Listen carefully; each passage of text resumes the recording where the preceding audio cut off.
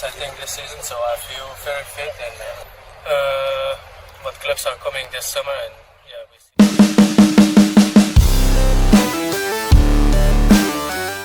Usai pertandingan laga uji coba antara Timnas Indonesia melawan Tanzania yang berakhir dengan skor imbang 0-0, Kelvin Verdong memberikan pernyataan penuh antusiasme. Meskipun belum bisa turun ke lapangan karena proses naturalisasi yang belum selesai, Verdong mengaku tak sabar untuk segera membela Garuda di ajang kualifikasi Piala Dunia melawan Irak pada tanggal 6 Juni 2024. Saya sangat berharap proses naturalisasi ini bisa cepat selesai. Saya ingin segera memberikan yang terbaik untuk Timnas Indonesia di ajang kualifikasi Piala Dunia, ujar Kelvin Verdong. Meskipun tidak bermain, Verdong memperhatikan dengan seksama jalannya pertandingan. Menurutnya, permainan Timnas Indonesia sangat luar biasa, terutama dalam hal strategi counter attack. Permainan Timnas Indonesia sangat luar biasa di laga uji coba ini. Strategi counter attack yang diterapkan oleh pelatih Shin Tae-yong berjalan dengan sangat baik. Kelvin Verdong juga memberikan pujian kepada pelatih Timnas Indonesia, Shin Tae-yong, yang dinilainya berhasil menyatukan chemistry pemain Timnas Indonesia di uji coba ini. Coach Shin Tae-yong benar-benar menunjukkan berbagai strategi dalam pertandingan ini. Meskipun ini hanya laga uji coba, beliau mengeluarkan taktik dan strategi yang sangat luar biasa. Hasil imbang 0-0 melawan Tanzania ini menjadi modal penting bagi Timnas Indonesia menjelang kualifikasi Piala Dunia. Verdong berharap hasil ini bisa memberikan semangat dan motivasi lebih bagi seluruh tim. Hasil imbang ini sangat penting sebagai persiapan menuju kualifikasi Piala Dunia. Saya yakin, dengan semangat dan kerja keras, Timnas Indonesia bisa memberikan hasil terbaik, tutupnya. Begini jalan pertandingannya. Timnas Indonesia ditahan imbang tanpa gol dalam laga uji coba kontra Tanzania pada Minggu, 2 Juni tahun 2024, di Stadion Madia Gelora Bung Karno, Jakarta. Timnas Indonesia langsung menerapkan taktik pressing ketat saat Tanzania membangun serangan di wilayah sendiri. Pada menit kelima, Tanzania menciptakan peluang berbahaya melalui tembakan dari Morice Michael Abraham. Beruntung tembakannya masih mudah ditangkap oleh Hernando Ari. Timnas Indonesia membalas semenit kemudian, berawal dari umpan silang Asnawi di sisi kanan. Shane Patinama datang dari belakang menanduk bola ke gawang Tanzania. Sayang tandukan Shane masih bisa ditepis oleh Ali Salim Juma yang mengawal gawang Tanzania. Timnas Indonesia mendapatkan peluang berbahaya lagi melalui tembakan Tom Haye memanfaatkan umpan mendatar dari Asnawi Mangkualam pada menit ke-20. Sayang tembakan Tom Haye masih terlalu lemah dan mudah diamankan oleh Ali Salim Juma. Skor masih 0-0 untuk kedua tim. Peluang terbaik untuk Timnas Indonesia datang pada menit ke-25 melalui sontekan Rafael Struijk. Sayang sontekannya gagal menaklukkan kiper Tanzania. Tom Haye mendapatkan peluang berbahaya dari tendangan bebas jarak dekat, sayang tembakannya masih menyamping dari gawang. Peluang tersebut sekaligus menutup jalannya babak pertama dengan skor 0-0.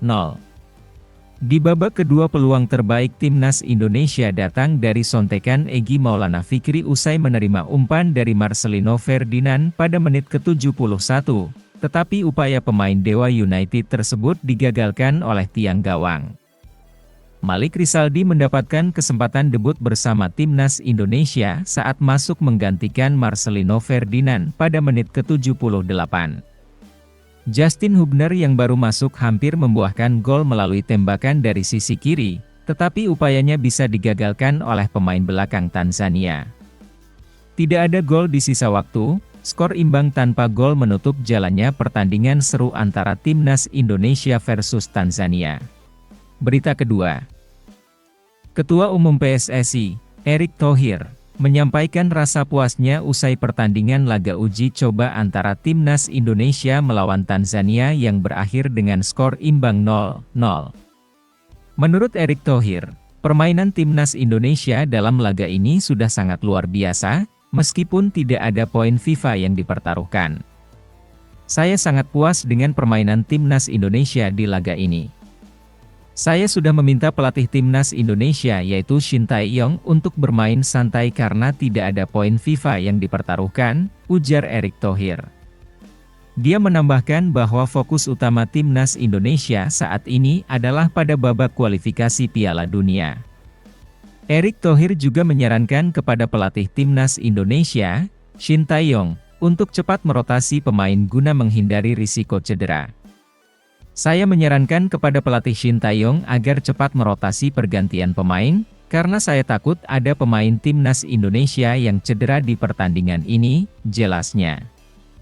Erick Thohir memberikan apresiasi khusus kepada dua pemain, Jordi Amat dan Justin Hubner, yang dinilainya tampil sangat baik dalam pertandingan tersebut. Jordi Amat dan Justin Hubner sudah bergabung dan bermain dengan sangat luar biasa di pertandingan kali ini. Mereka menunjukkan performa yang sangat baik dan itu sangat positif untuk tim, uji Erick. Namun, Erick Thohir juga menyoroti kehadiran Jay Itzes yang masih dinanti untuk memperkuat timnas Indonesia di babak kualifikasi Piala Dunia. Terkait Jay Itzes, karena dia masuk final playoff promosi Liga Italia, mungkin baru akan sampai di Jakarta pada 5 Juni, ungkap Erick Thohir. Dia juga menambahkan bahwa Jay Itzes tidak akan bermain pada pertandingan melawan Irak pada 6 Juni. Untuk pertandingan melawan Irak, dia tidak akan bermain. Jay Itzes dengan demikian akan sepenuhnya siap untuk laga terakhir melawan Filipina pada 11 Juni, tutupnya. Jika klub Jay Itzes yaitu Venezia berhasil mendapatkan tiket promosi ke Serie A 2024-2025, Jay Itzes akan mencetak sejarah besar. Jay Itzes akan menjadi pemain timnas Indonesia pertama yang tampil di Serie A. Peluang Itzes untuk mewujudkan hal itu cukup besar. Sebab, Jay Itzes menjadi tulang punggung di lini belakang Venezia di sepanjang pertandingan. Jay Itzes juga sangat dinantikan kehadirannya di timnas Indonesia. Skuad Garuda akan menghadapi Irak dan Filipina dalam lanjutan kualifikasi Piala Dunia 2026 Juni ini. Erick Thohir berharap agar timnas Indonesia bisa terus menunjukkan performa terbaiknya dan meraih hasil positif di babak kualifikasi Piala Dunia mendatang, agar bisa lolos ke putaran ketiga kualifikasi Piala Dunia. Dukungan dari seluruh rakyat Indonesia tentunya menjadi semangat tambahan bagi skuad Garuda dalam mencapai prestasi yang membanggakan.